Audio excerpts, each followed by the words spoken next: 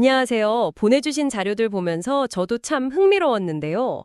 왜 성당에는 성수가 있는데, 일반 개신교 교회에는 잘 없을까?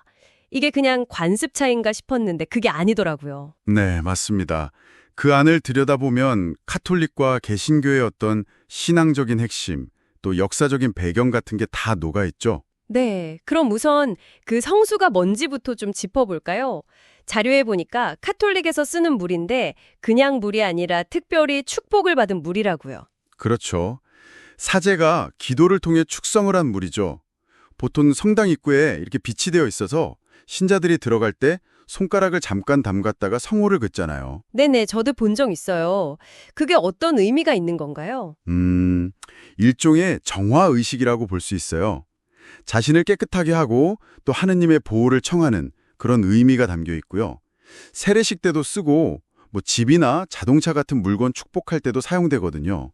아, 죄를 씻고 뭔가 믿음을 새롭게 다진다. 그런 눈에 보이는 상징이군요. 바로 그겁니다. 눈에 보이는 상징.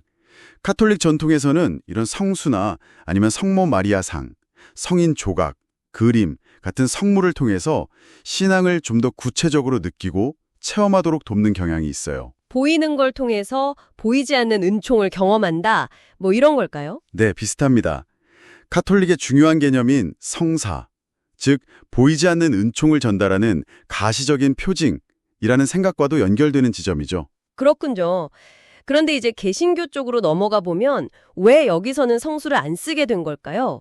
보내주신 자료 보니까 역시 그 16세기 종교개혁이랑 관련이 깊던데요. 네, 핵심적인 계기가 됐죠. 마르틴 루터 같은 종교 개혁가들이 당시에 카톨릭 교회가 하던 여러 가지 의식들이 좀 성경의 본래 가르침에서 벗어나 있다, 너무 형식적이다 이렇게 비판을 했거든요. 아, 성경에 그런 내용이 없는데 왜 하느냐 이런 문제 제기였군요. 맞습니다. 개신교는 기본적으로 성경에 명확하게 나와 있지 않은 의식이나 전통에 대해서는 좀 주저하는 편이에요.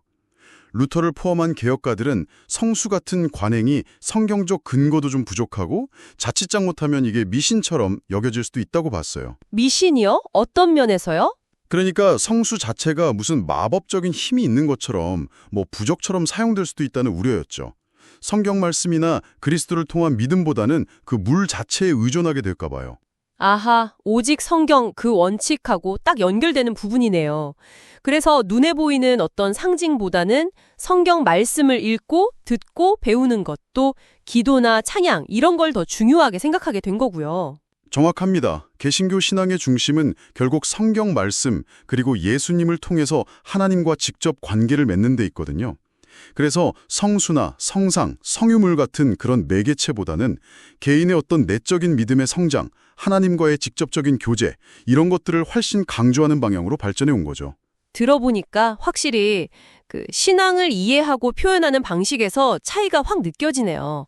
성당은 좀 더 감각적이고 시각적인 요소들을 활용하는 편이라면 교회는 말씀 중심의 어떻게 보면 좀 더 내적인 신앙 체험을 강조하고요. 네, 그렇게 정리할 수 있겠습니다. 이게 단순히 성수를 쓰냐 안 쓰냐의 문제를 넘어서는 두 종교가 신앙을 바라보는 근본적인 시각 차이를 보여주는 예라고 할 수 있죠.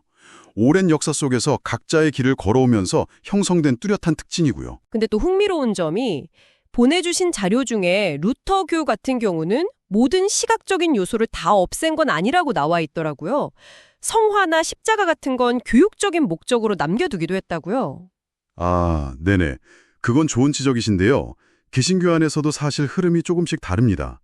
루터교의 경우는 성경에 명백하게 위배되지 않는 선에서는 일부 카톨릭 전통을 아디아포라라고 해서 신앙의 본질과는 관계없는 부차적인 문제로 보고 허용하기도 했어요. 아디아포라요? 네, 있어도 그만 없어도 그만인 것들 이런 의미죠. 그래서 십자가나 그림 같은 건 신앙교육에 도움이 된다면 사용할 수 있다고 본 거예요. 하지만 성수처럼 성경적 근거가 좀 약하고 오용의 소지가 있다고 판단된 것들은 대부분의 개신교 종파에서는 받아들이지 않게 된 거죠. 와, 정말 한 가지 관습의 차이에 이렇게 깊은 신학적, 역사적 배경이 깔려 있었네요. 오늘 얘기 나눠보니까 그 차이가 더 선명하게 이해가 됩니다. 그렇죠. 눈에 보이는 상징과 의례를 중시하는 전통, 그리고 말씀과 내적인 믿음에 더 집중하는 전통, 각기 다른 방식으로 신앙의 깊이를 추구해온 여정이라고 볼 수 있겠죠? 네. 그럼 마지막으로 이런 질문을 던져볼 수도 있겠네요. 전문가님께서 보내주신 자료의 마지막 부분에서도 언급되었던데요.